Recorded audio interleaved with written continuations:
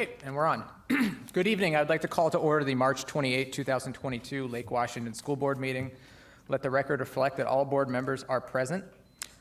Under the updates to the guidelines for attending board meetings, that's Proclamation 20-28.15, the Open Public Meetings Act, and the Public Records Act proclamation, there remains a prohibition on in-person public meetings, but there is an exemption for meetings that can comply with the guidelines for miscellaneous venues found in the miscellaneous venues guidance. That guidance allows meetings to continue with no restrictions on capacity and no physical distancing requirements, and all current modified face covering requirements must be followed.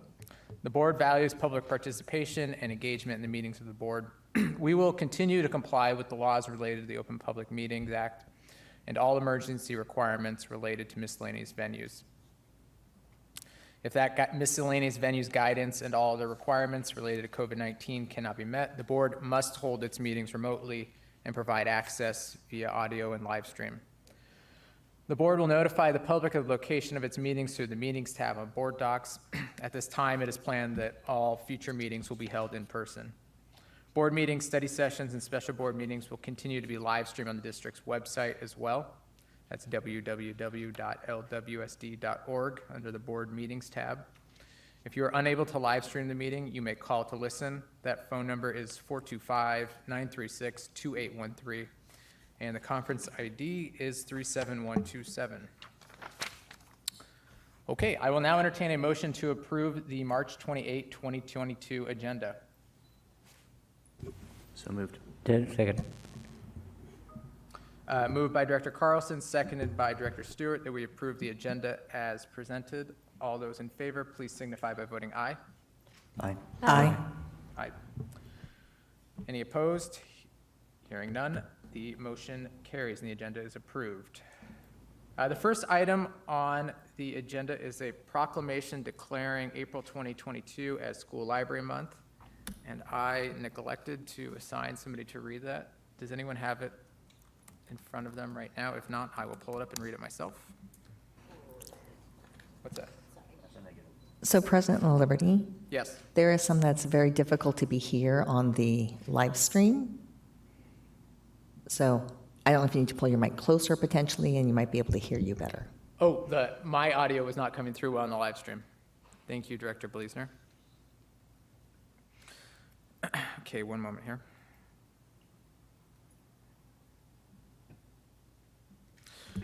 Teresa, are you able to display the proclamation? Thank you. Thanks. You know what? Maybe I can do it here.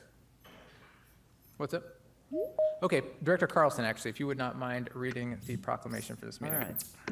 Whereas school libraries provide materials for teachers and students that will encourage growth and knowledge, and whereas the school library media specialist's role is to provide the leadership and expertise necessary to ensure that the library program is an integral part of the instructional program of the school, and whereas school libraries provide materials to meet individual needs, varied interests, abilities, socioeconomic backgrounds, and maturity levels of the students served, and whereas school libraries provide materials that reflect the ideas and beliefs of religious, social, political, historical, and ethnic groups and their contributions to the American world heritage and culture.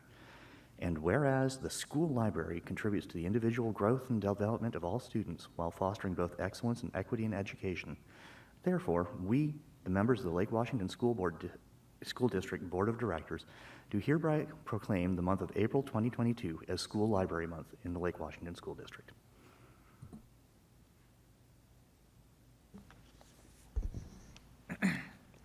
Thank you, Director Carlson.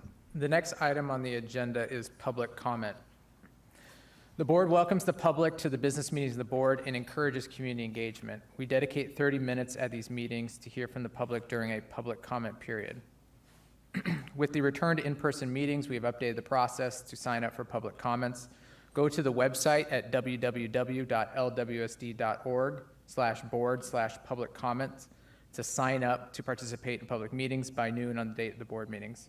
Comments will be offered in the order of sign up, beginning with the speakers in person, followed by virtual, and concluding with written comments as time allows.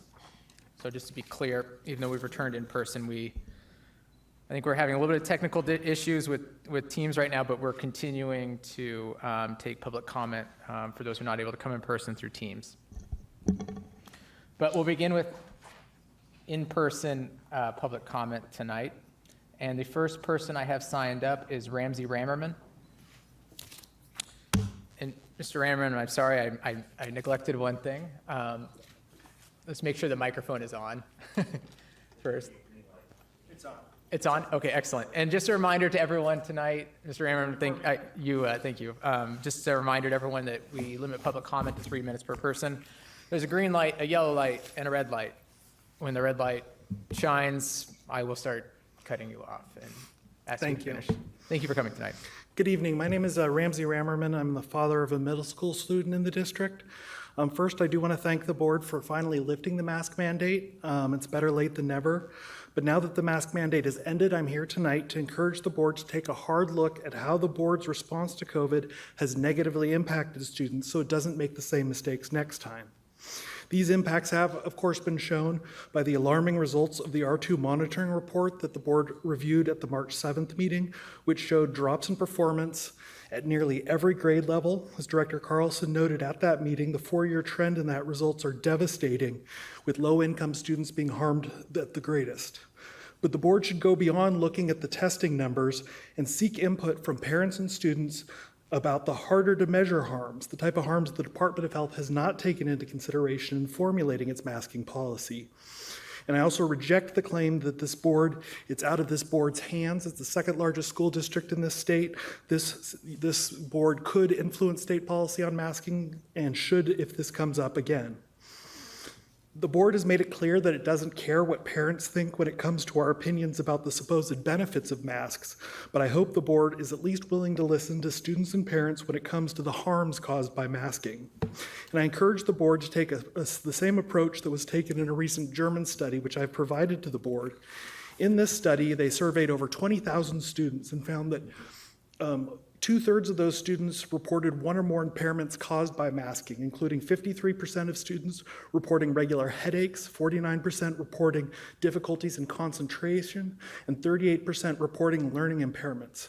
Other studies have also shown as much as 300% increased impaired speech development for younger students caused by masking. Finally, there's strong evidence that masking requirements negatively impact the emotional well-being of children by preventing them from developing weak link relationships, what sociologists call weak link relationships. These are the more casual relationships that children need to develop outside of family relationships. And the anxiety that we've seen in students with lifting the mask mandates is strong evidence that this harm has been caused by the mask mandates.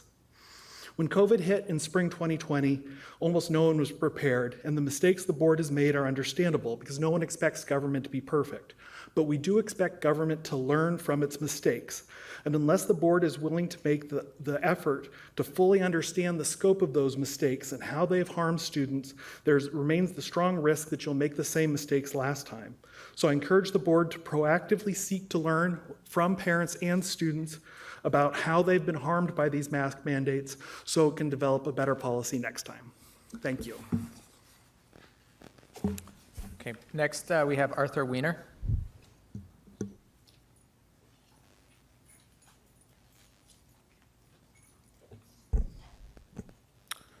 Good evening, board members. My name is Arthur Weiner.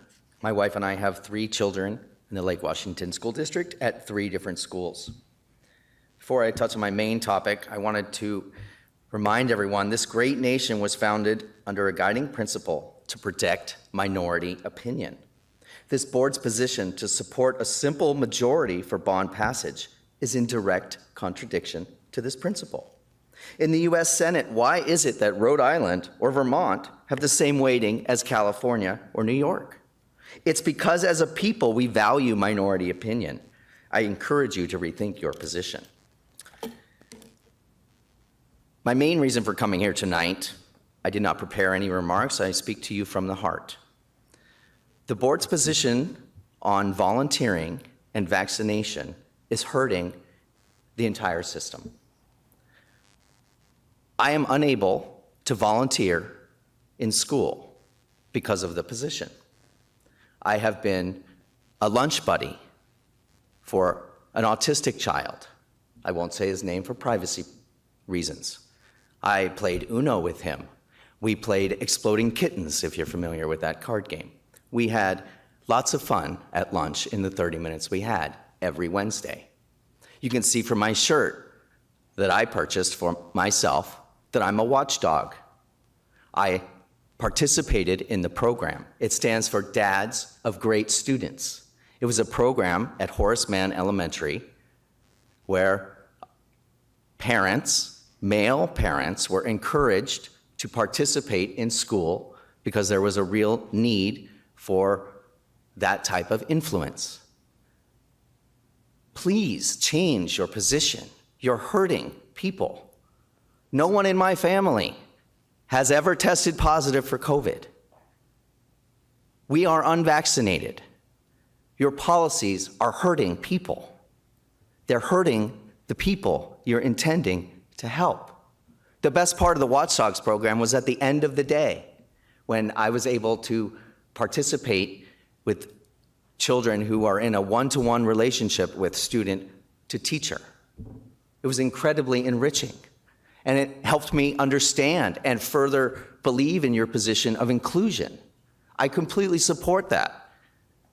You must reconsider your positions on volunteering and vaccination. Thank you.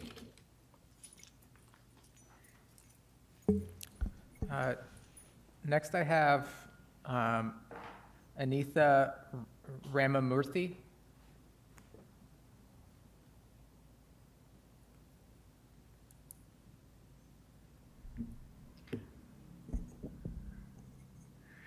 Good evening, respected board members. My name is Anitha Ramamurthy, and I have a freshman at Tesla STEM High School, and I'm here to request the district to consider changing the start time for high schools to later than 8 a.m.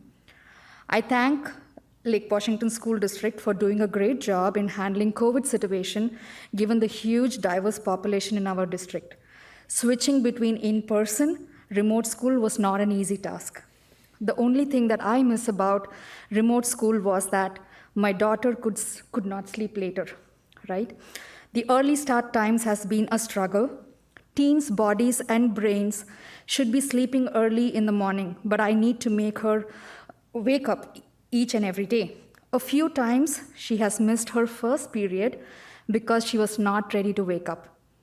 She also stopped taking the carpool to school. Instead, me and my husband, drive her every single day so she can get that 15 minutes of extra sleep.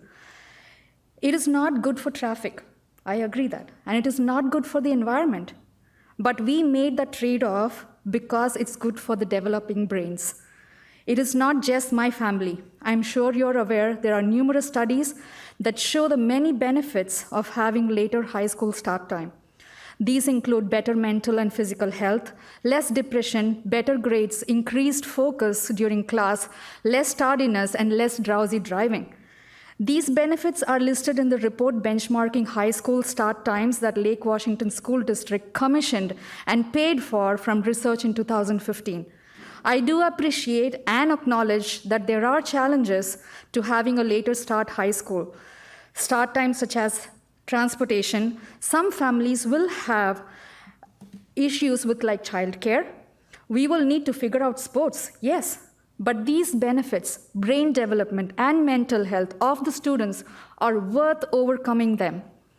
And with the pivot to in-person school last year and end switching between remote and in-person this year, when it was needed, you have proven you can overcome these challenges for the benefit of our students, and you've done it once, twice, and I know you guys can do it again.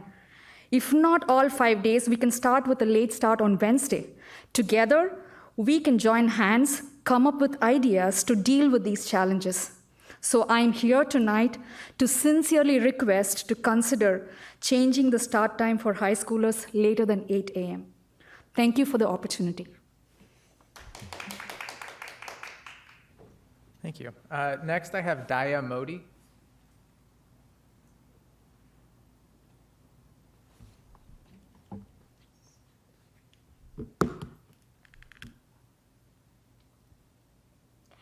Hi, my name is Dia Modi, and I'm a freshman at Tesla STEM High School. Thank you for providing time for me to talk today. I'm here to talk about having school start at a reasonable, healthy time for high schoolers. Through middle school, I was motivated, driven, and healthy. I was able to wake up feeling rested and put my best foot forward in everything I did, most notably my academics. However, as soon as I had to be at school by 7:20 a.m., my grades and overall well-being dropped drastically. Completing homework and even going to dance, which I used to love, took so much effort and energy that I simply didn't have. Now I, along with the majority of my peers, are struggling to make it through the day with our eyes open. I left my carpool group and slept for 10 extra minutes and got to school right before it started. That 10 extra minutes helped so much. However, it's simply not enough. Teens need 8 to 10 hours of sleep. That means I would have to go to bed around 9 p.m. That's not realistic for the amount of homework and extracurriculars piled onto every single high schooler in this district. Us 15 to 18-year-olds are getting 5 to 6 hours of sleep at a maximum. Our brain doesn't produce melatonin as fast as adults do. We scientifically cannot sleep until 11 or 12. Our brains do not want to wake up until 8 or 9 a.m. By asking for later start times, we are not being lazy or trying to dodge learning life skills. We are advocating for our bodies and our minds. This is our natural circadian rhythm. School starting before our brains are even supposed to start waking up is destroying our sleep schedule. If you came to any of our classrooms during the first 3 periods of the day, you would see many students sleeping. It is unreasonable and unfair to be a district that claims to keep mental health first, then actively deprive students of exactly what makes a large difference in mental health. I am a hard worker. Every teen around me is too. We are trying our best to do well in school and stay happy and healthy, but it is simply not possible, reasonable, or scientifically plausible to make this start time work.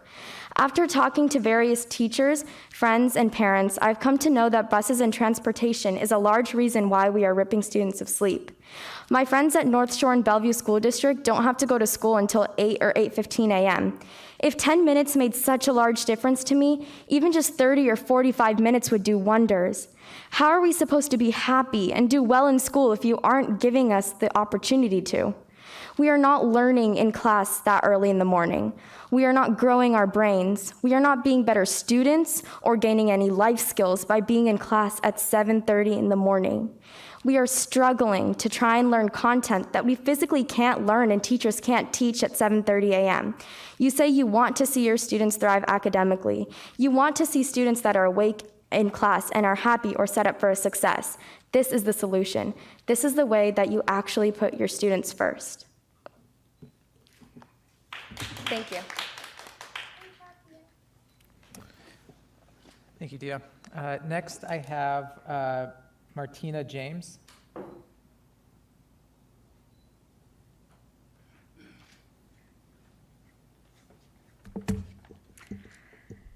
Dear Lake Washington School District Board members, thank you for having me here today. I have 2 students in the district, a 7th grader in Quest at Evergreen Middle School and a 9th grader at Tesla STEM High School. We love being in the school district and our kids love their schools. I am speaking in regards to healthier high school start times. I really appreciated the letter on Let's Work Together for Healthier Start Times by Mark Stewart. Following that, a parent in the district, Michelle Sue, created a petition to support later high school start times, and her petition has already received over 1,750 supporters. I am also aware of the prior statements and petitions from last year, plus the discussions already happening with Natalie Wells and Adam Coleman and with the superintendent. Since other school districts around us have moved to later start times for high school, our students are now at a huge disadvantage for academic performance, mental health, and driving safety. You agree with the science that this is a necessary change, and yet for many years of various parents advocating for this issue, a change has not been made. This issue needs to be brought to the top of everyone's list so that a change can be made as soon as possible. I have a couple of proposals. Number 1, change Wednesday to a late start versus the early release to provide immediate midweek sleep relief to our high school students. I assume this should not be a busing problem, since the buses already have to run later on the other 4 school days to bring home elementary students. Number 2, switch high school start times with elementary. Wouldn't it be a benefit for elementary kids who go to bed early and wake up early to have an earlier dismissal and have more after-school time to do their activities and play, while the high school students are already on a natural late bedtime, and a later start time is critical to their health and development. In addition, I know many working elementary school parents who need to arrange for both before and after school care because of how late elementary school starts. Number 3, if this is a funding problem, please tell us how much you need so that we can get creative with helping our district raise the funds. We need a solution to this now and not 1 year from now. Our teens' mental health and safety and academic performance are far too important to keep our students at our district at this huge disadvantage. Our school district has some of the brightest and most creative thinking students. If the district is still not able to come up with a solution to this problem, why not present all the constraints and parameters to our high school students and encourage them to explore solutions so that they can have this incredible opportunity to think creatively and to learn to advocate for themselves? Please let all of us, parents and students, help you. I feel passionately about giving our high school students a healthy school start. Thank you for everything that you do and for bringing your attention to this important issue. And thank you so much for all the amazing work you did during COVID, all the masking, all your decisions. We fully support you. Thank you. Thank you, Ms. James. Next I have Elizabeth James.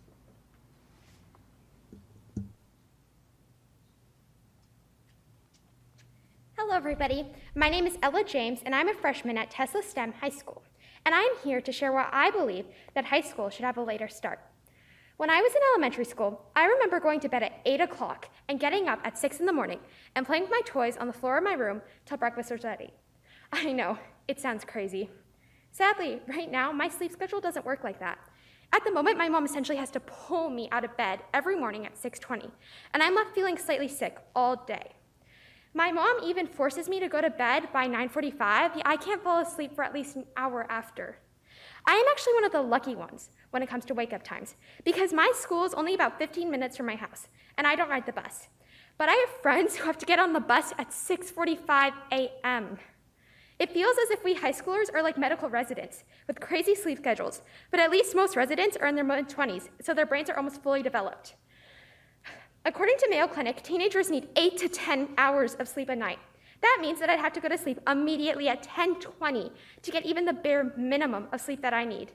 Also, according to the Mayo Clinic, children having enough sleep is linked to better health, improved attention, behavior, learning, memory, the ability to control emotions, quality of life, and mental and physical health. I know that on my best nights, I only get around 8 hours of sleep. This scares me. What's life going to be like for me in my future? Is my lack of sleep going to negatively affect my mental health? Am I going to fail in school because I feel so fatigued from only getting 6 hours of sleep? I don't know what to do. I know I want what we all want, happiness. But how am I going to achieve that if I constantly feel like my mind is disconnected from this world? It's hard to live in the moment when I don't get enough sleep. Us teens shouldn't be living in a constant limbo of all-nighters and restless nights. We didn't sign up for this. At least medical of the adrenaline and pride from saving lives all day and night. I don't think that the amount of joy from getting an A on a physics test equates to the incredible feeling of saving someone's life. You might be thinking about why I'm so willing to sacrifice elementary kids to the horrors of forced early wake-ups, but I promise you, I'm not a monster. Elementary school is some of the happiest years of my life, and I don't want to take that away from other kids. But it all comes back to the fact that parents of elementary schoolers typically force their children to go to bed much earlier than they need if they want to be awake by 7:30 in the morning. Why do they do this? This is because science has proved that young children benefit from early sleep schedules. And it makes a 7:30 start in the morning for elementary school make more sense than a 9:20 start, even if it doesn't save high schoolers from the arduous task of getting up at 6 in the morning every weekday. Thank you so much. It was an honor to speak here. Thank you, Ms. James. Next, I have Kavita Dave. And if I mispronounced your name, if you could correct me, I'd appreciate it. You are perfectly correct. I'm Kavita. Hello, everyone. Hello, board members. I'm Kavita Dev. My daughter is a freshman in Tesla High School this year, and I'm thoroughly enjoying her time in the school, learning lots of things and the diversity and different kind of areas that you are touching and allowing kids to grow and learn in their high school. This is her first year in the high school, and I see lots of challenges on her way every day when she is attending a school. She's a brilliant kid, and she is very positive, trying to achieve so many things, and she is actively working in so many different activities. It includes like Toastmasters. She's also into 3 or 4 different clubs in the school, and she's doing DI activities, so on and so forth. I have seen a difference in some of the interest that she is stopping to pursue because she's not getting enough sleep these days. So I'm here to request if we can listen to some of these requests from the kids on and delay school a little bit, maybe by 8:20, which will allow us to have that 1 hour of gap in between of elementary school, and it does support the bus schedule where we are not, where so many vehicles are not hitting the road at the same time. Some of the benefits, as you have heard a couple of other friends of mine speaking on the same topic, that we are definitely helping our young generation to get enough sleep. Not only that, but we are also preparing them to be in the industry and be ready for that. Me being a professional in the IT industry, and I know that nobody is actually starting to work before 8, and I am responsible for myself to prepare myself breakfast and coffee. I want my daughter to have that liberty as well, where she's taking good care of her health and preparing herself before she's stepping outside at 7 o'clock for her school. This is also helpful for parents because we are working in different and diverse team, working with different countries, where our work is also going up to 9 or 10 p.m. in the evening. Because of kids, because of my daughter, I need to step up outside of my house just to drop her to school. So this will help parents as well, not only just to prepare the kids, but also help parents to support their kids mentally and physically. This definitely would help them to get good education, put their full efforts on whatever studies that they are doing. My daughter is also interested to pursue some of other activities, such as joining the ASB board leadership. The only reason she is not opting for that, or she is fussy about, even if she's interested, she's saying, "Mom, I need to be in the school 6:30, 3 to 4 times every week," which is not doable at her age when she's already preparing herself to be in the industry and be ready for the world where we have all the diversity, inclusion, and equity. So considering so many challenges, I would request the board to listen to this request and not delay it on further, because our generation is really preparing and there are lots of new things for them to explore. Some of the reasons that I am... Ms. Dave, if you could just wrap up your comments, please. All right, Thank sounds you. good. Thank you so much. Just a request. Okay, I'm sorry to cut you off. Thank you for coming tonight. Next, I think it's my notes are it's a group of 3 that are presenting. Do I have that right? Okay, great. Stephanie Mo Quiggle, Claire Becko, and Jacob Anderson. Yeah, and we each get 3 minutes? Sure. Yes. That's what we were told, so I just want to make sure, okay? Yes. Okay.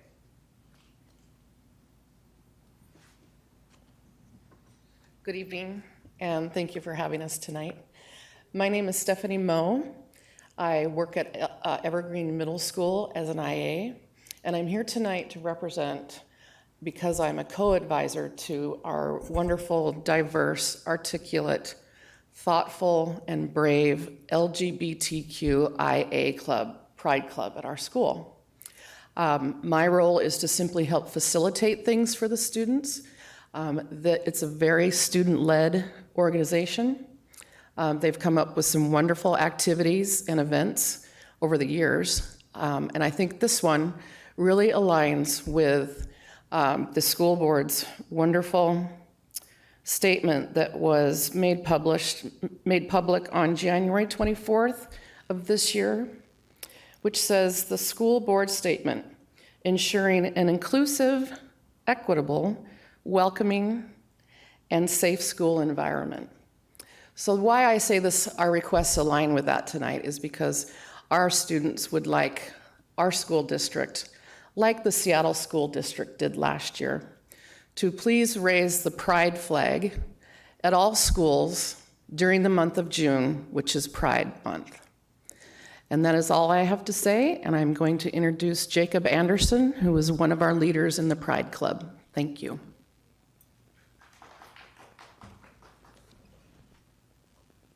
Mr. Anderson, just one moment. I think our teams might have timed out here.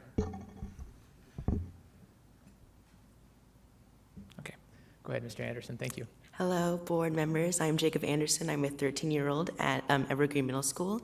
I am part of the LGBTQIA club, and I am here to further enunciate the fact that we would like a pride flag raised in the month of June, also known as Pride Month. So I'm here along with Claire Bico, Machis, and Miss Mo, and we're all going to be speaking tonight. So our idea is basically to more promote the LGBTQIA society in our kind of group, and we feel that it is very important to enunciate that we are a welcoming and open society, as all of us in the LWSD district. And we believe that it shows not only support, but this give almost all who sees this a feeling of welcoming and equality. At Evergreen Middle School, we created a petition and got 292 signatures from students all agreeing with the idea. And by putting up a pride flag, it shows that not only that we are a welcoming and open district, but that we are not afraid to show to the public that either. It is important that we show not only our students, but our community that we are all human, and the pride flag can mean just as much as the American flag does to some people. And I know this may seem like a lot, but it can only take a little to make someone feel unwelcome and unwanted. Thank you. I'd like to introduce Claire Bico.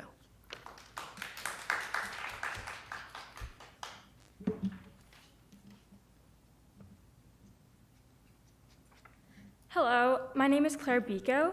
I'm a lesbian, and my pronouns are they, she, and I'm 13 years old and go to Evergreen Middle School. I'm here to tell you why I think we should raise the pride flag during the month of June. According to studies published by JAMA Pediatrics, which is a medical journal by the American Medical Association, LGBTQIA youth were 3.5 times more likely to attempt suicide than their heterosexual peers. If we raise the pride flag, it can benefit these teens at our school. It can show them that they are loved, and there are other people out there who appreciate them and recognize them. Thank you for your consideration. Thank you. Next, we have a student signed up, and I understand there are some audio issues on Teams. Matthias Sukup? Say that again? Machis. And let me tell him, I typed in the Teams chat that it was their turn, so we'll see if this works. He just unmuted, should be able to hear now. Okay, great. Machis, are you on? Let's see here.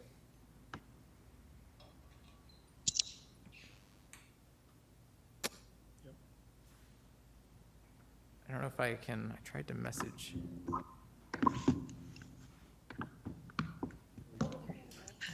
Hello. Hello.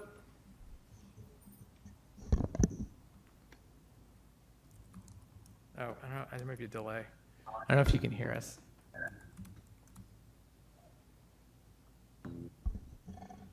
I tried sending him a message saying go for it, but.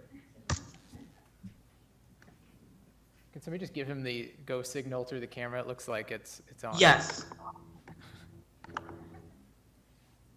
If you can hear us, go ahead. All right, I'm just gonna go wave at him in the camera.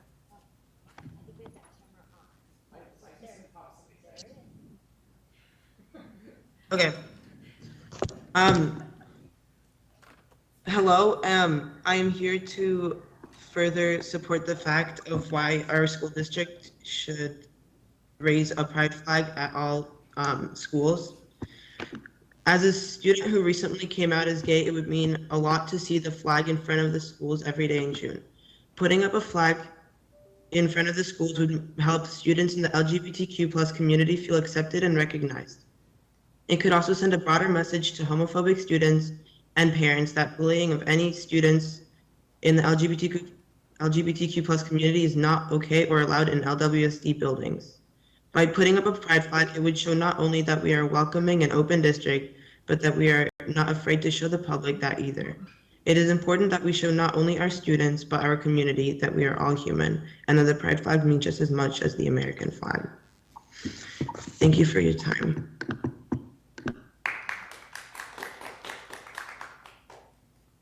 Okay, let's see if this, try turning my camera on to see if that would help. So I could signal people. I guess not. Okay. Okay, well, we'll keep trying to muddle through this. Next I have signed up as Olivia Teja. Let's see here. Is the audio, do we know if the audio is going out on Teams?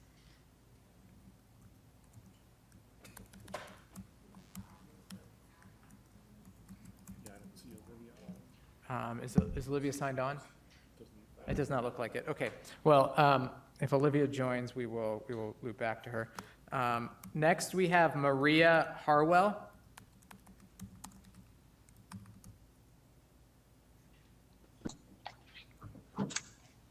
Am I good to start? Yes, if you can hear us, go ahead. Thank you. My name is Maria Harwell. She, her pronouns. I am a resident within the North Shore School District, just north of you all here. I am giving public comment to Lake Washington School District's board for the first time right now as a community member concerned about your students' safety and well-being. On March 17th, a friend alerted me that Redmond police were training their canine units at Redmond High School, and that it was freaking out the children, especially when the dogs barked at them when they walked nearby. So many questions raced through my mind. Why were the children even there? Did this happen in the middle of the school day? Why were the police holding canine unit training at a children's school? Why were these dogs so badly trained that they would bark at people just walking past? Upon further inquiry, I found out that this was the second of a 2-day training, both days happening at RHS during the day while class was in session. I found out that multiple parents had no idea this training was happening until a fellow RHS parent had posted about the canine training on a Facebook group. I kept waiting for someone to say they knew about the training, but every new name given ended up also being a part of the new News to Me club. This training of canine dogs by the RPD happened with little to no notice to parents, and not even the superintendent had known about it. The lack of transparency is bad enough. I ask now of everyone on the board, please wonder along with me, why did anyone in their right mind think it was all right to hold a canine police dog training at a children's school? Why? There is no possible satisfactory answer to this question. Such an answer does not exist. This is not up for debate. This is not up for discussion. Canine police dogs do not belong at a school. End of story, no exceptions.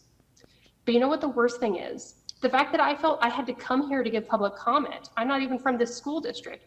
I came here to give public comment because parents are not able to speak up for themselves. Parents are afraid that the police will retaliate against their children at school. RHS has at least one school resource officer or SRO. If any student or parent were to say, I have a complaint, they risk retaliation by the SROs. So not only do I want to let you know the obvious stance that canine dogs do not belong at schools, I actually also want to use this time to say school resource officers do not belong at schools either. As long as SROs stay at RHS, students' freedom of speech is suppressed, and especially we can't properly amplify voices of students of color as long as we have SROs. I've been told stories that I wish I could share with you, but I can't because I'm afraid that Redmond police officers might try to figure out who that story was about. Please, I'm begging you, remove the SRO program from RHS. Take away any potential threat of retaliation for speaking out. I'm begging. No more SROs, no more K-9 training at the school. Thank you. Thank you, Maria. Next, I have Paramel Deshpande. Hi there. Hope you can all hear me. Good evening. Yes, I'm Parimal Deshpande, and I'm the father of a wonderful teenager, 9th grader who goes to Tesla STEM as a freshman. And I'm going to advocate for having a later start than 8 a.m. for high schoolers. In fact, I don't even think the term late start is the right term. It is the right start and not a prematurely early start that hurts them. Let me start by saying, first of all, thank you for the opportunity. Let me start by asking you all a question. How would we adults feel if we were asked to show up to work against our biological sleep cycles? Would we be okay? And if we would not be okay, why would our kids, especially high schoolers, be okay?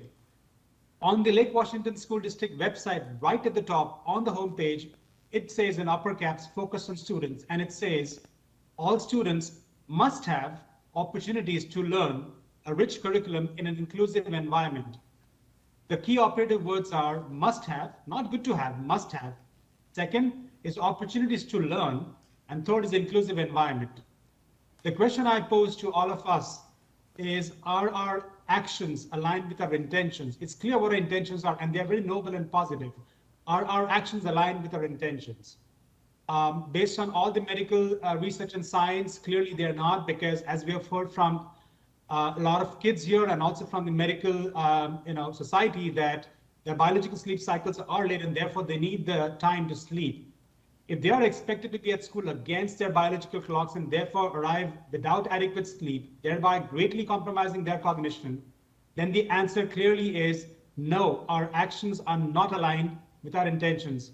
Our students are not set up for success. In fact, I will point out to original statement on the website, this violates all three operative words. It is not a must-have, it is a good to have. It has actually presents fewer opportunities because the poor kids are actually sleeping early in the morning and not really catching up and they're falling behind. And it is definitely not inclusive because the whole point of doing this is for the kids and we are not including their best interests at heart. And in fact, what we are optimizing for is some other secondary reasons such as logistics and transportation. Yes, there are reasons to deal with, but we can get creative. We should not be putting the cart before the horse. We should be operating for the right things to begin with. In conclusion, I strongly feel that we are, all of us put together, unintentionally self-sabotaging our own students. There's a wise saying here, we judge ourselves by our intentions and others by our actions. Like I said earlier, we will be okay, knowing that our intentions are right. Yet when our kids grow up, they will judge us by our actions. And today our actions are not quite in line with what is good for them. Therefore, I strongly advocate for stopping the ripping off the sleep for a later start. I also love the idea of an immediate late start for Wednesday, so kids can catch up on mid-week sleep. And I want a resolution for the rest of this days, Monday, Tuesday, Thursday, Fridays, this year, not in the future. Thank you for hearing me out. And I know we will all do the right things for our kids and for the future generation. Thank you. Thank you for joining us. Next, I have Sonali Chitnis.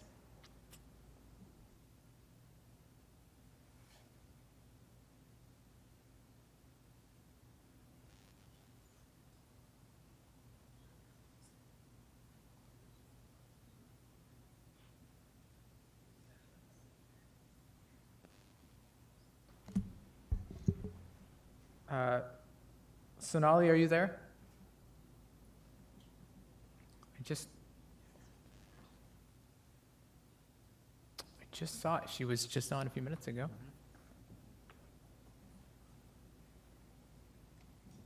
Okay, we will.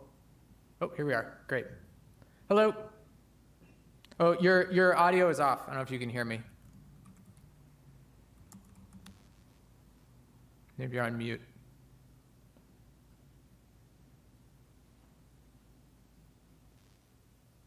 Hello, can you hear me? Yes, just fine now. Hello? Hello, can you hear me? I don't know if somebody could tell her yes.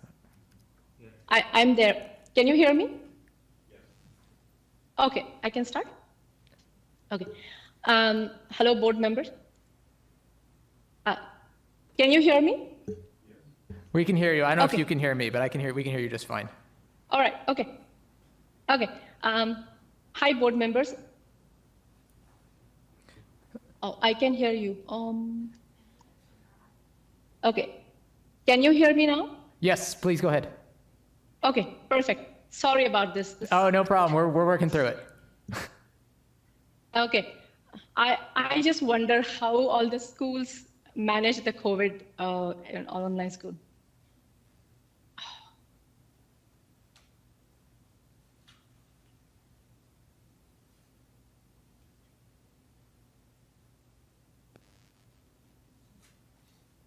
Are you still there?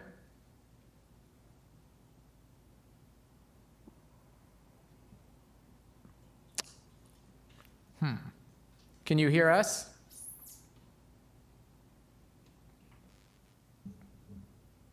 Okay.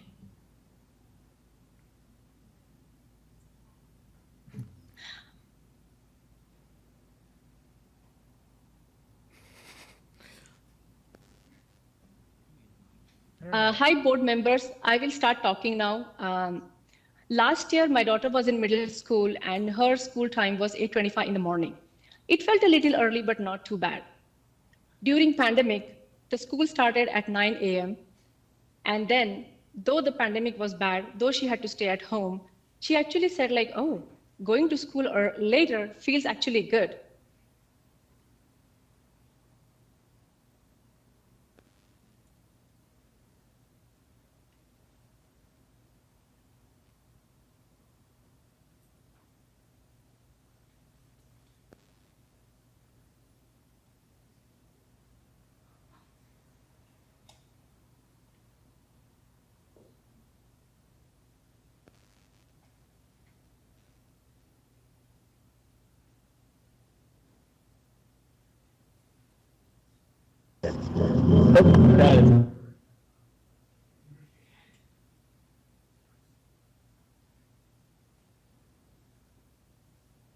Imagine this kid who loves the school, who loves to be with her friends, who really likes to be around the teachers, was saying that she's okay to do online school because she gets a little bit more sleep. This year, she started Tesla STEM, which starts at 7:30 in the morning.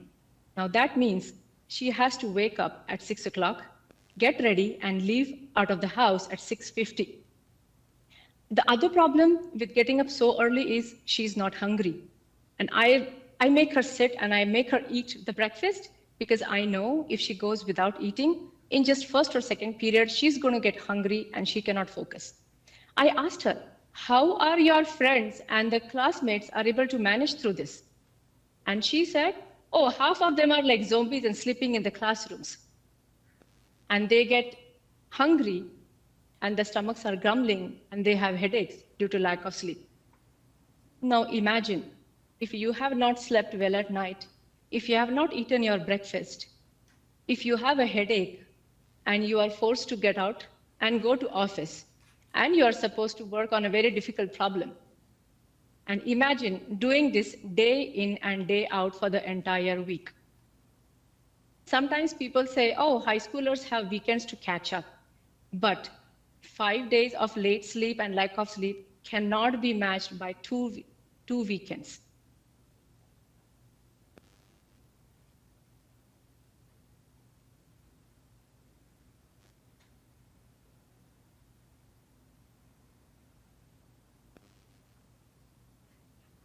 Okay, thank you. Sorry for the audio issues. Thank you. Next, I have Mia Guthrie. I have seen lots of research online, and I'm sure all of us have looked at it. There are pros and cons of late start. Most of the pros are about the health of the kids, their cognitive behavior, the positive impact on their mental health, and their willingness to participate in the education. The cons, they are always logistical issues. Bus problems, transportation problems, maybe sometimes staff problems. But please try to understand, we cannot compare logistical problems with the health problems. Okay, thank you. Oh, yeah, I think that's what's going on. Sonali, I apologize. I should have made it clear to everyone participating. We'll make sure it's clear next time. Make sure you do not have the audio from the district website live stream playing. There's a 7 to 15, well, it seems to be about 15-second delay, which I think is part of the problem. So make sure if you're participating on Teams, only have the audio from Teams playing. Next, we have Mia Guthrie. Hello. Can you hear me okay? Just fine.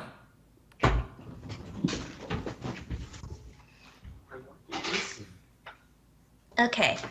Hi, I am a freshman at Emerson High School, and I am here to advocate for later start times.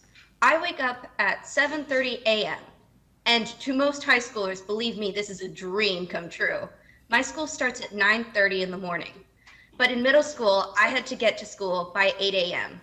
I know the pain of waking up really early in the morning and having to force yourself to go to school. To get up, I got up at around 6 and then had to sort of zombie walk my way through the entire morning because I was not getting enough sleep. You have to get up and I have to make my own lunch, which generally took about 15 minutes. And then at around 6:45, start to actually get ready for school, pack my backpack, get dressed, brush my teeth. And then by 7:15-ish, I was walking out the door because I live a couple miles away from my middle school and I was biking there. However, once the pandemic hit, I felt like an entirely different person. Finally, I was getting enough sleep and it was amazing. After we returned to in-person school, I chose to take a year off for homeschooling. And again, it's incredible how much more you can focus when you've got enough sleep. When I went back to in-person school as a freshman in high school, this continues to amaze me how much getting enough sleep can do. I wake up at 7:30. That is when some of these Tesla kids are expected to be at school. I cannot focus at 7:30 in the morning. This is not okay.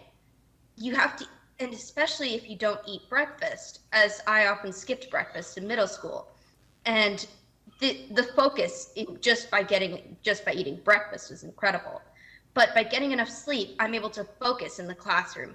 I can learn the difficult problems and not have to look at my book later on when I'm doing my homework. And honestly, it's amazing. I feel energetic. I can participate in classroom debates. When we're doing civics, I can be an engaged citizen and practice learning, discussing with one another different opinions. When I go to English, I can critically think about poems. When I go to math, I can learn difficult equations. When I go to science, I can learn the intricacies of cell biology. But all of this requires sleep. And as it is, many of my friends who go to different high schools do not get enough of it. And it's hurting them. Please, please give everyone else my age the same opportunities that I have. Let your students learn. Thank you. Thank you, Mia. Next, I have Irina Lauder. Hi, everyone. Good evening.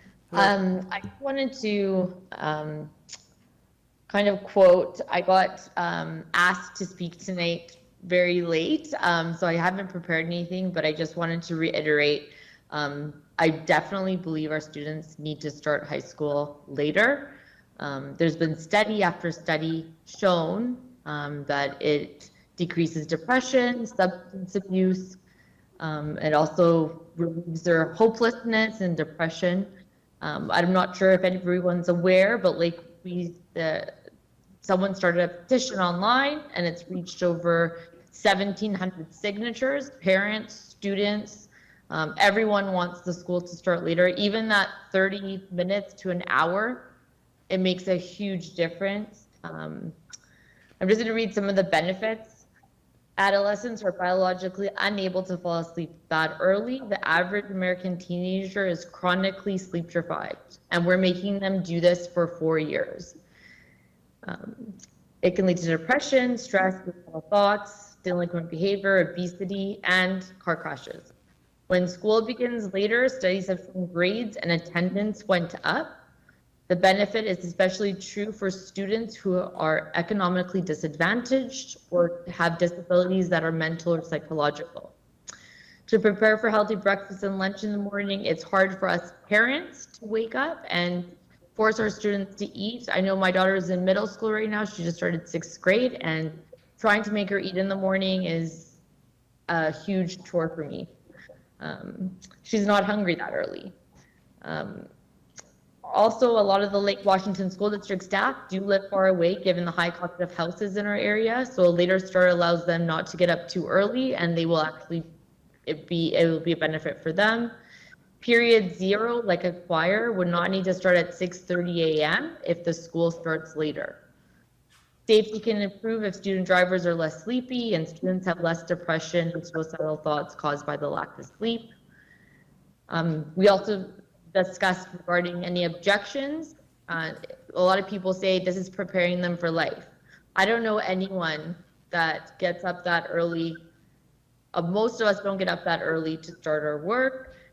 We don't start before 8 a.m. I actually had a job that started at 6 a.m. because a lot of my clients were out on the East Coast, and I actually lasted only 4 months. I couldn't imagine putting my daughter through that for 4 years. Unless she wanted to, but she's not a morning person. The school bus difficulty is also an issue. We could maybe get more bus stops versus carpooling with the 7:30 schedule. The districts have later high school start showed that 1 hour difference between elementary and high school start is sufficient for the bus schedules. Elementary school start at 9:20, so it is doable for high school to start at 8:20. As well, sports. Ms. Lauder, we're at 3 minutes. If you could just wrap up, please. Thank you. Thank you. Have a good evening. Thank you. And then I have Michelle Sue. Hi, dear board members. You have heard many people talking about the need to start high school after 8:20. Personally, my clearest memory about high school was walking partially awake each morning, even though that was many decades ago, but that's the biggest memory of my high school. It was unsafe as I could be hit by a bus. To meet the 7:30 a.m. start time, many people need to get up before 6 a.m., especially those who do the choirs. And it is especially hard for single-parent households, working parents, and a family with multiple kids. When school began later, grades and attendance went up. Many other districts experienced the benefit after a later start, especially for students who are economically disadvantaged or have disabilities. No parents nor student need to suffer unnecessarily to be sleep deprived. The high school start time needs to be adjusted to be more humane. For example, Juanita High School and Evergreen Middle School start later than other high schools or middle schools in the district for years. So a later start is possible, and it worked well for them. So in summary, many school districts around us, such as North Shore and Issaquah, they didn't need to start high school 2 hours before elementary schools. We need the district to assign a special task force to revisit how to start a high school only 1 hour earlier than elementary school.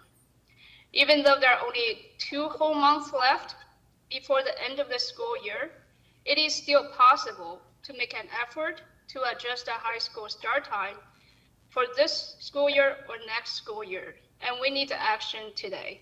Thank you. Thank you. Thank you to everyone who signed up and gave public comment tonight. I also want to recognize that the board received written comment that the board has had the opportunity to read, and that comment is posted to the district's website and also available for viewing under the board docs tab on the district's website. Before we move on to the next agenda item, given the interest in school start times, Dr. Holman was going to address some of this during the superintendent report tonight. But Dr. Holman, do you have an update that you can, or additional information you can provide on the school start time work now? Yeah, just briefly. And the board will remember back in August, I actually spoke to this specific topic in regards to understanding the research. We had a school start time advisory that had done quite a bit of work, and they actually pulled all of the research and some of that which was cited this evening.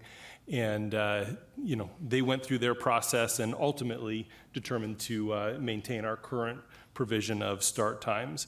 In August, I indicated that the intent was to get a work group back together, not to look at the research, because I think we all would agree as to what the research states. It's really then the how do we implement that?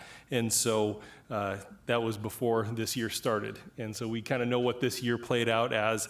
And so working with my team, we are going to move forward with a work group to make sure that we pull appropriate data, because we have to ask our whole community, like, how do we solve this problem? Because this is a problem that affects all of our students. And it may not affect an elementary student today, but once they reach high school, that's when that starts to affect them. So there's an education component to this. It's making sure that we understand the full scope of the issue for us here in Lake Washington, because every district has a different set of variables that they have to analyze and work through. I've actually had great conversation with a couple of parents that were actually cited this evening as well, who are very passionate about the topic, but also willing to engage and support this work. And so in our upcoming parent survey, we're going to be asking questions about school start time so that we can pull some of that information and data as we pull that work team together to start that work. And so more to come on this, but just wanted to reference that this is work that we're committed to doing, because we know the research, we know the data, we also understand the complexity around it. Is there a board comment or question on? I have one Dr. question. Holm? Yeah. Do you have any idea of a timeline around that you're thinking of? Yeah, so the expected timeline would pull some data and information this year from current families and probably students as well, conduct that work team next year for any changes for the following school year. Director Stewart and then Director Carlson. Quick question. John, I had asked for a couple of weeks ago a copy of the most recent external advisors report on later start times. I'd like to ask for that again. Yeah, absolutely. And that's another component to this, was we actually engaged an outside consultant to see, was there a technical solution to even adjust our school start times, even if it was a small change. And that consultant at this time, given kind of current structures, wasn't able to identify any meaningful change. Okay. But yes. I'd love to have a copy. Director Carlson. So given the Senate permanent daylight time, this might be something where come fall no matter what we do, we have to change. So is there a plan if we have to react to a permanent daylight thing where we never fall back? Yeah, I wouldn't want to try and articulate a plan that we haven't devised yet, but we do know that Congress is considering adopting permanent daylight savings time, which would mean at the latest sunrise that would occur here in our region would be right around 9 a.m. And that means you have many young students going to school significantly before sunrise. Any other questions from the board? Great. Okay, thank you, Dr. Holman. Okay, the next item on the agenda for the March 28th meeting is the consent agenda. I will entertain a motion to approve the consent agenda. Move approval. Second. Moved by Director Carlson, seconded by Director Bleasner, that we approve the consent agenda as presented. Dr. Holman, you please poll the board. Absolutely. Director Bleasner? Yes. Director Carlson? Yes. Director Choi? Yes. Vice President Stewart, Yes. and President LaLiberty. Yes. Okay, motion carries. Dr. Holman, can you please summarize the donations we've received? Yeah, absolutely. We want to thank our PTSA partners for donations of over $27,000 that we're receiving this month through partnerships with our PTSA, our Lake Washington Schools Foundation, private sources. We do accept these donations and appreciate them greatly because it allows us to provide unique programs and services for our students. Thank you, Dr. Holman. Okay, we'll now move to the non-consent agenda, and the first item on the non-consent agenda is the school board the legal status and director districts. And first, just as a matter of procedure, the public hearing that was opened on March 7, 2022 for comment is now closed. And Dr. Holman, could you present the first reading of OGP 1 for the school board legal status and director districts? As a reminder, this effort to redraw our director districts, not our school boundaries, but the director districts for where our school board members need to reside officially, is conducted every 10 years based on the census information. And really the driver behind this is ensuring that there is an equitable allocation of residents across all director districts. And so we went through a process, worked with a consultant around this information to provide the board with a model for how to reallocate citizens across our boundaries. And so here in the board's packet, you have OGP 1, which is a full rewrite of that policy. It's the updated language to provide a description of the new director boundaries. So tonight is that first reading of that. The board has had, I believe, one full study session on this topic. You've received presentations in one board meeting around this topic. And so tonight is that language and OGP 1 being updated for consideration. Tonight is first reading, and so it's for questions and comments of the board. Okay, any board member questions on OGP 1? We've seen this several times in studies sections, so no. Had to ask. Okay, great. And so no formal board action will be taken this evening. This topic will be brought back before the board on our April 18, 2022 meeting for second reading and potential adoption at that meeting. Okay. The next item is a superintendent report, and Dr. Holman, I already preempted part of it, but do you have more of a superintendent report? Yeah, a couple of pieces, and really as I thought about my superintendent report, the board has heard pathway forward updates all going on the better part of 2 years. And so for me, thinking about just the look ahead, like what are some of those big pieces that we're thinking about, that we're focused on, one of those being school start times that I wanted to bring forward tonight. You heard my comments about that earlier. Two other pieces, one of which I'll invite Associate Superintendent Mike Van Orden to come up and share information about some of our strategic planning efforts. The work that we're doing to really be thoughtful about our preparations for the 22-23 school year, knowing the conditions and situation that has occurred this year.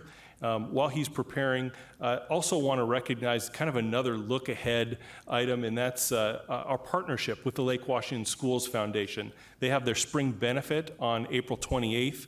I'm excited to be able to provide comment at that benefit. And they are a partner that truly does connect with the core mission of our district, the support for our students, and just wanted to bring that as we think about their efforts to supporting our students across the district, and their spring benefit is one of those ways that they do that. And so, again, that's on April 28th, coming up here in a little while. And so, annually, we go through a process to be very thoughtful around the planning for our next school year. Knowing the situation, we heard comment tonight around some of the academic challenges that our students are facing. Want to be really thoughtful to make sure that the planning efforts that are going on right now are directly aligned with the needs of our students, also recognizing the needs of our staff because they've been through a unique and significant challenge over the last 2 years as well. And so, Mike, thank you for sharing with the board tonight just information about our planning process. Yeah, thank you, Dr. Holman. So as Dr. Holman mentioned, we do have an annual planning process, and we really want it to be responsive to the needs of our students, and we're also thinking about that over a longer period of time. In addition, this is a process we've been using for many years. COVID, as many things, disrupted the planning process that we typically do, and our planning over the past 2 years really has been how to respond to COVID. Now we're really moving to how do we exit and kind of recapture some of the learning that our students need, both academically, also in terms of social and emotional. So I'm just going to walk you briefly through this process and how we're engaging in it to kind of move back to kind of a more traditional planning timeline. Also, it's important to note that this process is connected to our strategic plan that moves through this year. And so we also are looking at initiatives that we identified as important for the long-term benefit of our students. So as an example of that, back in 2019, we identified well-being as an important need for our students. And so our job is to combine those two, to think about that larger long-term need that we always have for our students, for them to be successful academically and socially and emotionally, and recognizing the impact of COVID on students' mental health and well-being and social emotional success. And so it's looking at how those two go together. And fortunately, many of the strategies that are in our strategic plan really do lend themselves well to providing that support for our students, though we may need to ramp up and do a little more intensity in terms of the ways we deliver those. In addition, as I mentioned, we have an annual planning process. This is actually also captured in our some of our bargaining agreements. So in this case, like Washington Education Association, we spell out, because we want to engage with our teachers, a plan and a process to look at strategic planning, but also to ask for our teachers and our administrators and our staff members' input into that process, because they are directly interacting and interfacing with students each and every day. And so their experiences really do inform the work that we have. And so as we've been talking with our principals, much like principals across the country, we're hearing that there's an increased need for social and emotional supports as kids come from being at home for almost 2 years back into a school setting with hundreds of other students. And so those unique experiences that they're sharing and their interactions with their students are informing our process. But again, as I mentioned, some of this is spelled out in our in some of our collective bargaining agreements and in our guidance that we give to our folks who do this planning. And so this includes new programs and practices that are being considered and continuing programs and practices that are being considered to support students' needs, both in terms of implementation, but how we evaluate the effectiveness of those. And so, for example, we have new math curriculum in our schools. And so how do we figure out how did that go this year as we were sharing professional learning with our staff and implementing that new curriculum? And then how do we use that information to inform the next year's work that we know we need to do to make sure that we have continuous, successful implementation of professional learning? And so this information that I put up here talks about that evaluation process and asking folks for feedback on how it's going. So as we look into next year, some of the programs and practices that we're considering that will really are designed to, one, align with our strategic plan, but also to align with what we're hearing from our schools and the people in our schools. And we've mentioned some of these in some of the earlier study sessions and board meetings, but one of those is around our work to make our schools more inclusive for all students, including students with disabilities. And so there's this way of teaching called Universal Design for Learning that really looks at access points and how students connect with teaching and learning. As I mentioned, we also are recognizing, and this just isn't just with Lake Washington, it's nationally, the idea that students need support socially and emotionally as they come from a very different setting back into school or having been out of school for a number of years. In addition, we have a continued emphasis as our new board policy on equity and equity professional development and supporting equity teams in our schools. And we were mentioning earlier tonight, also just some refreshers we need. So I don't know if you recall, we have, I believe, over 250 new teachers that come online every year. And so that's as large as many small districts. And that means that we have to be thinking about how do we provide refreshers for those folks who are coming in or who haven't seen strategies. And so one of those is called Sheltered Instruction Observation Protocol, which is a way of making curriculum originally intended for students who are multilingual learners more accessible, but it also has benefits for many learners. And so refreshing that is something we're recognizing a need for. And then, as I mentioned, also that positive behavior supports that's connected to social and emotional learning. So those are things we're looking at across all grade levels, but we also want to be careful we're not stacking so many things on top of each other. We're thinking about how they integrate. And so that's part of the evaluation process, is asking people about where do these fit, what makes most sense, do all schools need these strategies, or do some schools need them more intensely? We also have some that are specific to levels. So at the elementary level, for example, and I think we've mentioned at our last meeting, we're seeing in terms of reading performance, students who are struggling more than in the past. And so we recognize that reading being a foundational skill for kids' success in future grades, an emphasis on literacy. There's also some new legislation around dyslexia. And so weaving those two together to really support early literacy, we know will have a lot of value for our students. In addition, as we mentioned, we have a new math curriculum, and so we're working on making sure that that goes successful, because both of those areas, those subject areas, are so foundational to other grade levels. And then as we move into secondary, where you have such specific content areas, really professional learning in each of those content areas around how do you make it inclusive and accessible to students. Last thing on this slide, just to mention briefly, we mentioned that there's this idea of multi-tiered systems of support, where you make sure all students have access to core curriculum and then intensified levels of support as students need that. And so many, if not all of these areas really fall under that multi-tiered system framework. In addition, we are working hard to make equity not a standalone thing, but equity woven throughout our curriculum and our professional learning and our training. And so our teams are really working intentionally to build equity into that training, into that support. And then finally, in some cases, we have some schools that are maybe further along or just starting, and so we have to differentiate some of the support. So for example, with the positive behavior interventions and support, we are looking at some schools that have been working on that for many years and some that are just starting new, and so we're differentiating the support based on where they are. So just in terms of a timeline, in February, we started to identify some of those programs and practices based on the data that we've shared with you in terms of student performance, what we're hearing from our schools. We have actually now implemented an administrator and staff programs and practices survey, and we use that information to help us make adjustments to consideration plans that are being considered. That adjustment occurs with representative groups of teachers and administrators and staff members who give us feedback based on what we see in the survey. In addition, as you mentioned earlier, we are working on getting our family survey developed and ready to be launched sometime in April, early May. We're also doing something new this year called listening sessions with our staff, where we're actually going out into schools and having conversations with staff about their experiences this year and how we can use that learning to move forward. That's something we haven't done in the past, but those conversations can go much deeper than a survey, and so we'll be building that into the process as well. So all this information we're gathering really is helping us to update those plans that I mentioned earlier, and we'll be continuing to revise those as we go.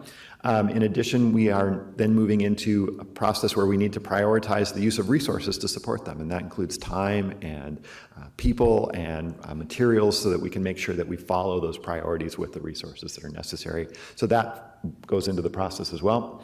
And then finally, as we move into May and June, we really are starting to put in place the plan. So as we say, okay, we need to have professional learning around equity, you actually have to map out what that learning is, who delivers it, where it's going to get delivered, how we're going to track it. And so that really starts in May, so that by June, we can tell the whole organization, here are the plans for the following school year, and then teams work throughout the summer to really start preparing and launching for next year. So it seems like it's maybe an early start in February, but you can see there's a long runway to really make sure we're identifying the unique needs, we're following up with the supports that go with those, and that we're really taking the time to develop those well.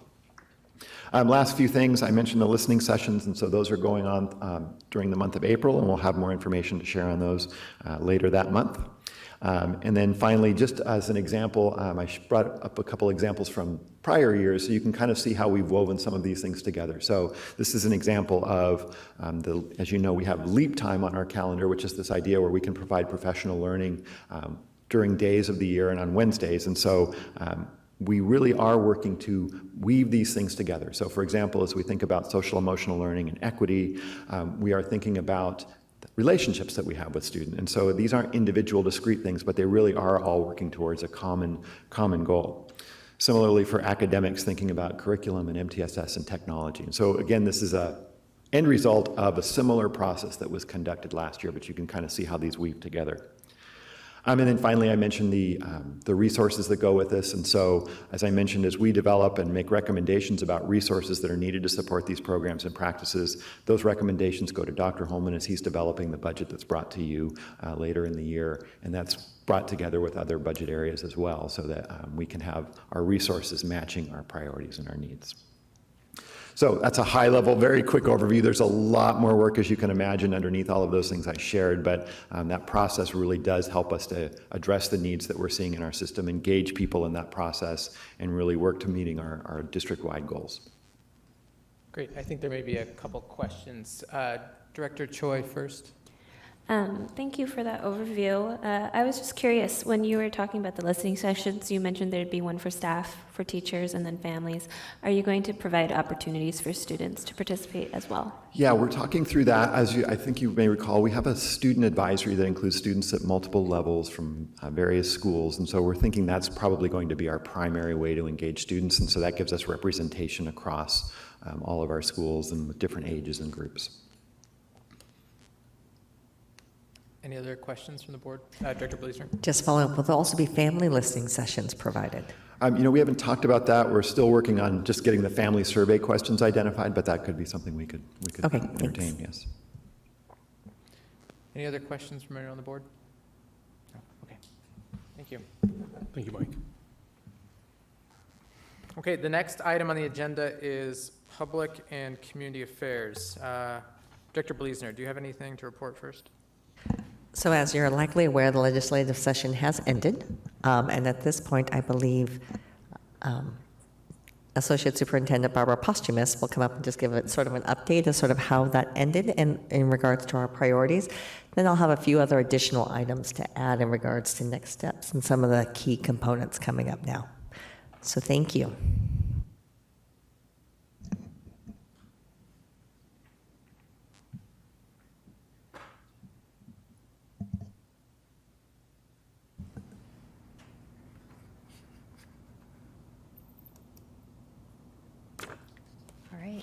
Are you, am I kicking it off, or are you?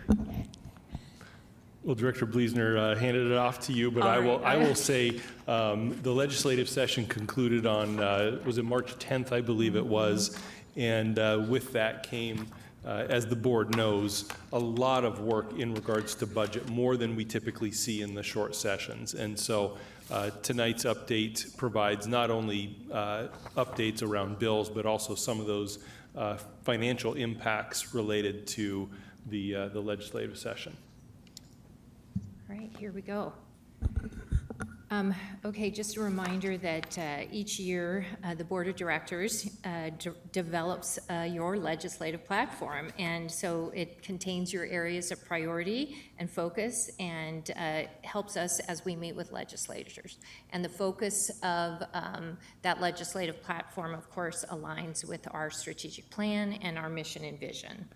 So the platform was broken out into first, it was approved, this is a copy of the platform, it was approved in the December 6th board meeting, and it was broken out into 3 categories of urgent, short-term, and long-term.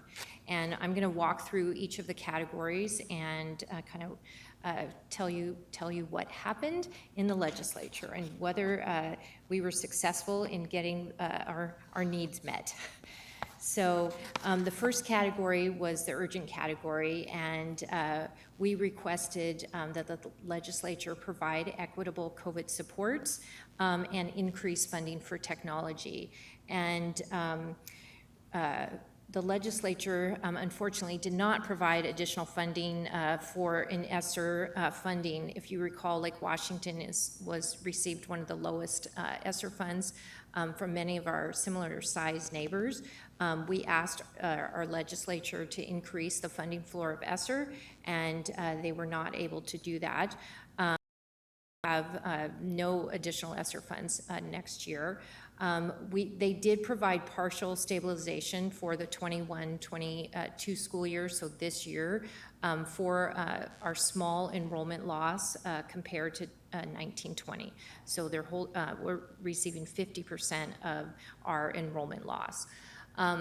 The legislature did provide some increase for technology, a very small amount. The district spends over $25 million per year, and we receive about $4 million in funding from the state for technology. The rest of those funds are paid for through our capital technology levy that our voters thankfully just approved in February. And so, but through the apportionment, which is the material, supplies, and operating costs, the biennial budget provided an increase of $25 per pupil, or about $750,000 to support technology. And as I said, it still remains severely underfunded by the state. This slide shows a few of the bills relating to our academic success strategic area. I mentioned the hold harmless for the enrollment decline. That bill did pass. The budget proviso that would have provided a floor for the ESSER funds, that did not pass. And then there was a bill out there to provide reimbursement to school districts for the actual cost of transportation for special education, homeless, and foster students, our McKinney-Vento transportation. That bill did not pass. However, the supplemental budget for next year included a safety net process. So schools can apply for some additional safety net funds for that spending. We know, though, the money that they set aside for that is probably not efficient to cover all the costs statewide. So the next category is the short-term category. We asked our legislature to fully fund the cost of special education. No new funding in the second year of the biennium occurred, so it remains underfunded by the state. Our local levy provides over $21 million in special education funding. The second request was to provide additional supports for social emotional learning. And the good news is that the legislature did provide increases to the prototypical staffing model, and it's phased over a 3-year period. So we'll receive the first year next fall, and then if they continue to approve funding in the next year, the biennium will receive that over 2 years. The requirements, there is a compliance requirements. We must show total FTE in order to receive the allocation. The good news is we already fund significantly more FTE, and so we are meeting those compliance requirements. And it continues, even with this new state funding, it continues to remain underfunded by the state. So this slide kind of dives into the details of the prototypical model for physical, social, and emotional support staff. And the staff included in that category, this includes counselors, nurses, mental health supports, classified staff and student safety, family engagement staff. So on the left side, the bar chart shows total spending of $21 million in the district, and the blue part of the bar is the state-funded portion. So they fund $8.5 million, and the remaining 60% right now are funded from our local levy dollars. And then on the right side is the FTE. We hire about 183 FTE, and the state funds 78 FTE. So this next, the line that's coming in is the funding level for what the legislature passed. And so you can see that, so that blue bar will increase to that 22-23 funding level. And then should the legislature approve the additional 3-year phase-in, then the potential funding level could go to that next blue line. And again, we know the costs will continue to increase as they do every year. It's also important, and again, so you can also see we already meet the 3-year plan, and it's it's going to be important for us to continue to balance how we spend our state and the local dollars, because for every new state dollar we spend, we know the state does not fund 100% of what it costs to hire a staff member, so we would have to find additional levy dollars to support those. So some additional bills, the bill for that 3-year phase-in is listed right there, Senate Bill 5595. And then there was a bill related to paraeducator training, and it changed timing on when paraeducators need to be trained. That bill did not pass. We actually did not support that timing because it tied kind of it limited our flexibility on how to provide training to our paraeducators and when to provide training. And we know it's most important for our paraeducators to have flexibility in when they get their training and how they're trained, whether that's in person, they're doing some training right now, asynchronously, and so that's been very well received by paraeducators. However, the legislature did put in the biennial budget to provide additional days of training for paraeducators, and so we're still analyzing the requirements of that.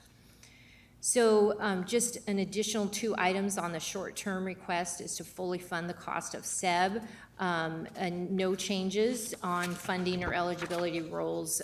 When they implemented SEB in January of, I think, 2020 now, they also added requirements to pay for insurance, for districts to cover insurance for employees that weren't previously covered, such as subs and part-time staff, some part-time staff. And so we're asking that if the legislature is adding to the requirements, that they also fund those requirements. The other request was under attract, recruit, and retain high-quality staff to continue to, increase reciprocity of teaching certificates and additional partnerships with historically Black colleges and universities, and at this time there's been no changes to that. However, as part of the biennial budget, the legislature provided, they tell districts what the inflationary IPD is, or COLA, for staff, and in the second year of the biennium, it was originally 1.6%, and when they did their supplemental budget, they changed that percent to 5.5%. And so as a reminder, because the state does not fund 100% of what districts hire, for every 1% COLA, the district will need to find $1 million in local funding to fund the costs of that COLA. So, and then they also initiated an increase in the SEB cost to employers, and so they provide funding for the state-funded staff, but the district has to provide the increase for the local funded staff. So the third category was our long-term category, and so we requested 3 things mostly related to construction, to update the state formula for construction assistance, and because those standards are were set in 1979 and really haven't been updated, and they did not make any changes. It remains underfunded by the state. We also requested to allow simple majority for passage of school bonds. We did testify on some hearings, on some bills around that, and unfortunately those bills did not pass. And then we're continuing to ask to eliminate school construction, sales tax on school construction projects, because that's an additional cost on local public agencies. So you can see the bills, House Bill 1226 was the simple majority requirement and the constitutional amendment that did not pass. The next 3 bills were relating to, or the next 2 bills relating to some building systems and codes. One of them passed, House Bill 1280, requires life cycle cost analysis when you're designing a building. And then House Bill 1770, Building Systems and Codes, would have put new requirements in for energy and performance standards. That bill did not pass. And creating a depreciation subfund for preventative maintenance. That bill also did not pass. We testified kind of not in support of that bill because it was an account, it created additional accounting requirements. And so that was good news. And I think this is my last slide. It is. So that's my short and sweet legislative update. Thank you, Barbara. Or maybe Any not so short. questions for Barbara before we move to Director Bleasner? All I want to do is say thank you. Appreciate the additional support. Not only staff, I know, did quite a bit of testifying or writing letters in support of or against, depending as to how that legislation went. Board members were active, and our legislators as well were very responsive to things. So thank you to everybody. There were definitely some successes, especially in the social and emotional learning and getting that into the prototypical school model. That's a big win. There are still some other places that I think we have additional work to do. And during the interim is our time to help do some of those discussions. So thank you. Thank you. Anything else on Public and Community Affairs, Director Bleasner? So some of the key things as we look towards there's a few things. So coming up is WASDA will open up the positions in April to have any amendments or revisions to the positions that WASDA actually prioritizes statewide. Ours often align with several of those things. We do have some specifics, but it is beneficial to look through those. That's what we typically prioritize. And are there things that might be missing or things we want to amend or change based on needs we've seen going forward? I think technology is still a big component that we see is not being addressed. Coming out of the pandemic, we recognize that. There was actually some work on digital equity at trying to make it more accessible to all students and families throughout the state in different ways, but I think there's more work to be done, especially in the technology area, and that's something to think about if we can strengthen WASDA's stand on that. There's also some additional work to be done in working with our legislators now in talking about, I think, special education. You note there was no movement on that. We've spoken even during our meetings, there was a lot around the inclusion work we are doing here.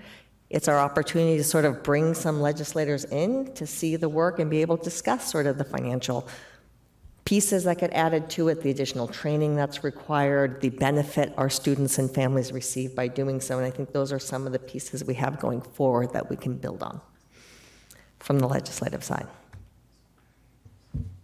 Thank you, Director Bleasner. Anything else from any other board members on Public or Community Affairs tonight?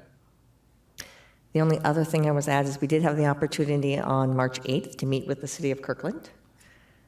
So I don't know if you, Director Liberty, would like to add on to that. You were also in that meeting. Yeah, you're asking me to remember. If not, I am happy to just highlight. This is our quarterly meeting that we have with the City of Kirkland. I'm happy to. I can Okay, recall March go. 8th now. Director Bleasner, Dr. Holman, and I think Associate Superintendent Barbara Posthumous. Was that all the attendees? Executive Director of Sport Services, Brian Buck. Oh, and Executive Director of Sport Services, Brian Buck, all had the opportunity to participate in a quarterly coordination meeting with the City of Kirkland on March 8th. And we had the opportunity to discuss several issues of mutual interest, including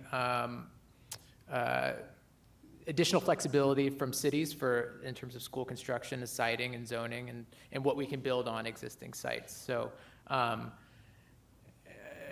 more work to be done in that in terms of engaging with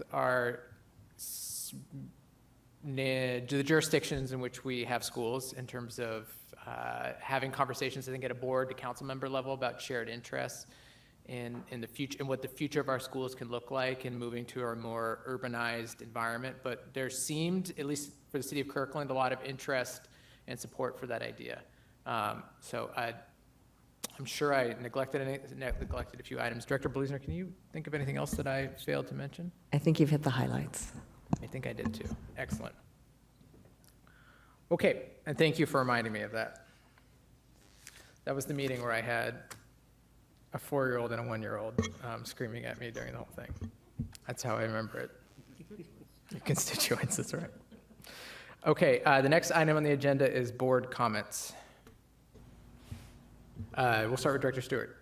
Yes, tomorrow, March 29, is the annual National Vietnam War Veterans Day. Keep in mind, despite the almost 40 years now, I guess, past, closing on 50 years, out of the 2.7 million Americans who served in Vietnam, 850,000 are estimated to still be with us. The VA does estimate that 530 of those veterans die every day. I'd like to ask you to keep them in your minds, your hearts. If you have any relatives, friends, coworkers, please tell them thank you, because when they returned from Vietnam, there weren't a whole lot of thank yous. Thank you. Director Carlson? So, maybe it's just because of my personal, passionate distaste for leaping forward in the spring, but I think there's a real possibility that we are going to wind up with a no shifting forward and back. And towards that end, the darkest morning is a much greater problem for us than the darkest afternoon. And I would propose, I have no power on this, but I would propose as a solution that even if the clock doesn't fall back, our district can do the same thing by moving start times 1 hour forward when we would have fallen back. That's kind of a two birds with one stone. It moves start times later, even though I'd still like to see high school starting after our elementaries, but at least it gets them on a schedule that's not the worst possible schedule for them. And this is where, as a scientist, circadian rhythms, if high noon's not when you're high noon, permanent daylight time's actually the worst solution. We need to have it be permanent standard time. But as a district, we have the control over when we start. So even if the darkest morning is at 9, if we move all of our schools 1 hour later than we currently do, when we would have fallen back, that would be a way that we have two birds with one stone. I'm not saying it's simple in any way, shape, or form. I'm pretty certain that will involve negotiations with the unions about day schedules. But I think everybody, honestly, it's not just our teenagers who enjoy having that extra hour of sleep one day a year. And being able to do that in the fall would be a very prudent move. So I hope you can explore that possibility. Thank you. Other board comment?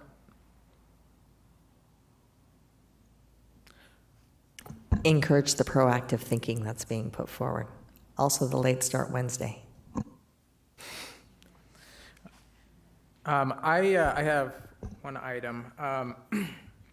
The board has, at our extended study session, I'm so bad with dates, whenever that was in the past, sometime in the last, it was either 2 weeks ago or a year ago, we had a discussion around OE14 and the development of our indicators for monitoring the district's compliance with Operational Expectation 14. That's the anti-racism, inclusion, and equity in schools policy that we passed in September of 2021. And we spent several hours on Saturday with Dr. Holman going through the indicators. There are 11 sub-policies, I believe, of OE14. On Saturday, we, during many hours of discussion, made it through the first 3 or 4. And then tonight, we met again to go through, keep working through it. We still have 3 more indicators to continue working through, and we've committed to doing that as soon as possible. So I just wanted to provide the community an update on that work. It is still our expectation that those indicators will be adopted and we will start monitoring this academic year, correct? Okay. And so that work is ongoing and we are working to complete that. In the equity space, I also wanted to provide an update that the board has been working on a land acknowledgement. We also worked on that during an extended study session. We have a draft that we are starting to feel comfortable with. We're going to be setting meetings with our the tribes that are local tribes, and continuing to work through that. And the expectation is that we will complete that, well, there is no expectation before we complete that work. We will continue working on it until it is right and when we're ready. And I want to thank Director Carlson for his work on that. I don't know if you have anything to add or if I misstated anything. This is something where we're, at least internally, I think, at a point where the next step is to take what we are working with out to the communities that are particularly sensitive to it, work with them to get something that's the best possible land acknowledgement that really explains why a land acknowledgement. And so I'm very excited about that, but I know that that's not something, even though I always rush everything, this is something that deserves to be done right rather than fast, and hopefully we can do that right next step. And then the last thing is at the extended study session, we discussed as a board building into our meetings a equity update. And we didn't, well, I did that informally today, but I see head nods from everyone. We'll do that going forward at our upcoming meetings. So we'll make sure that gets onto the agenda.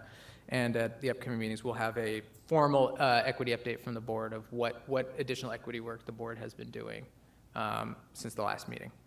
So that's all I have. Dr. Holman, I think you had one additional comment. So a colleague of ours is hanging it up on Thursday. Assistant Superintendent Sally Askman is retiring on March 31. You'll notice she's not here, but I guarantee you she's watching at home right now. I just wanted to take a moment to recognize a career of excellence. We were so fortunate as a school district to work with her as a contractor in the mid-2000s. And then she actually was hired on right around 2010, 11, 12, right in that period of time. And when you think about the idea of leaving something better than what you got, that can be truly said of Sally. She took a technology system that needed clear articulation, needed systems thinking, needed someone to have an undying and unquenchable thirst for excellence, and Sally provided that over the last decade. And I can't thank her enough for what she is leaving this organization with. She implemented the one-to-one model at the secondary level.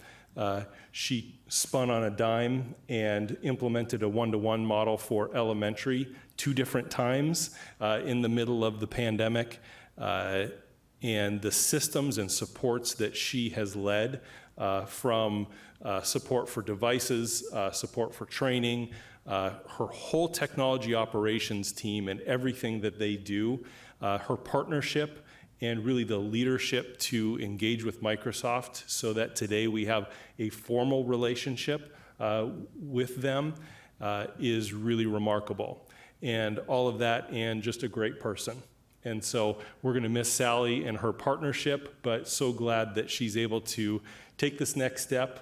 She's going to spend time with family, and she's excited to spend time with her grandchildren. And so we're going to miss Sally as a team, and she's just been a great colleague over the years. Thank you, Dr. Holman. Okay, one last thing for interested community members who wanted to view the board's discussion at our extended study session. That meeting was on March 19, 2022, so not all that long ago. And that discussion is available for viewing on the district's website, as was our discussion tonight. Okay, we've reached the end of the agenda. The next board meeting is scheduled for April 18. The study session at 5 p.m. followed by a board meeting at 7 p.m., both here in the Resource Center. Since we've reached the end of the agenda, I will entertain a motion to adjourn this March 28 meeting. So moved. Moved by Director Stewart, seconded by Director Choi that we adjourn. All those in favor, please signify by voting aye. Aye. Aye. Any opposed? Hearing none. Meeting is adjourned.